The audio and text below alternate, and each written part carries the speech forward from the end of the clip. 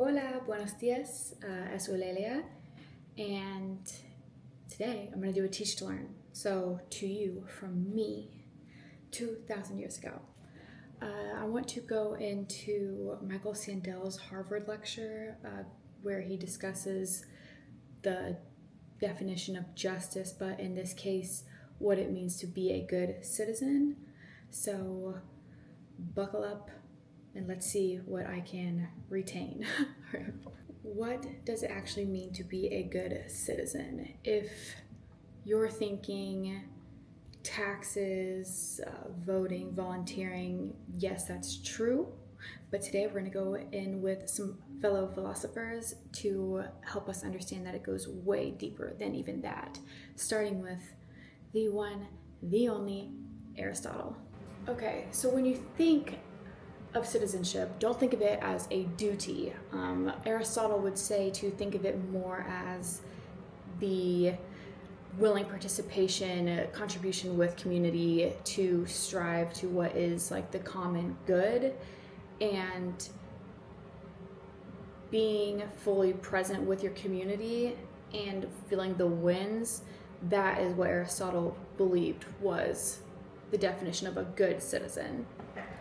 The witty Roman philosopher Cicero believed that, kind of piggybacking off of what Aristotle believed in regard to like a genuine connection with people, is what makes a good citizen, and having the friendships. And he thinks that just like any friend group or family, that if you genuinely care about one another, you're going to be thriving rather than depending on others for happiness, which I can get down with at a very silver line, but we're not talking about my thoughts right now. Okay, so next Sandel goes into to kind of define, well, what makes a community? And he brings in two other philosophers, and their names are John Rawls and Alistair MacIntyre.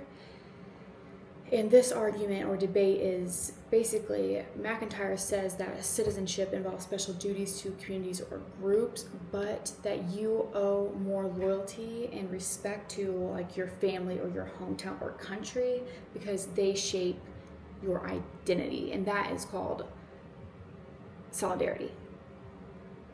But then you have Mr. Rawls, who is like the king of utilitarianism, and he says, well, wait a minute, justice and citizenship should be about fairness for everyone. And if you treat someone this way, why would you not treat another person the same?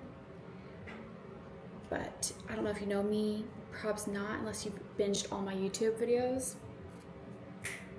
But I'm not really with utilitarianism so much. So I'm more with MacIntyre in that regard. Okay, next. Okay, what it means to be a good citizen continued. Patriotism and Socrates. Socrates is so goat. All right, so let's talk about patriotism. Is patriotism about always supporting your country no matter what?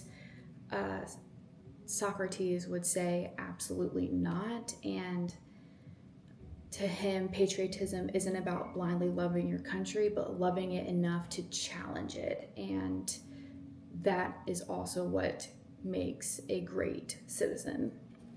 So there's plenty of different ways to define what it means to be a good citizen. And I think that this, in the perfect world, would be an extension of how you treat someone you love the most.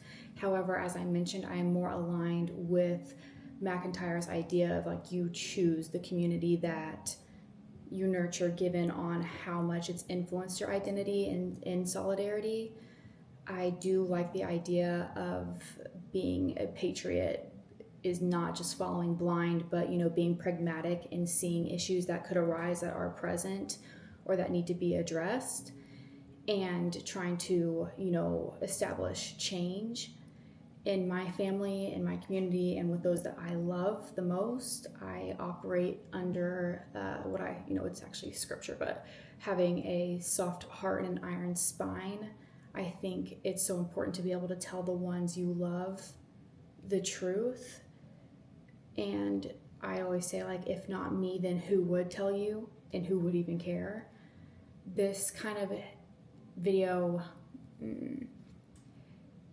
makes me want to be a better citizen. It makes me want to understand what communities I'm even a part of that I could influence in a better way. You know, maybe it's my job, maybe the people here, or maybe it's family, or, you know, somewhere within the community, that my local community, that I could be like stepping up. So that gives me something to think about. And the bottom line being, those who feel as though they're good citizens are more likely to be living a happier life because they feel fulfilled. So that is a teach to learn with an indomitable yap. Thank you for watching, and as always, from you to me 2,000 years ago. Bye.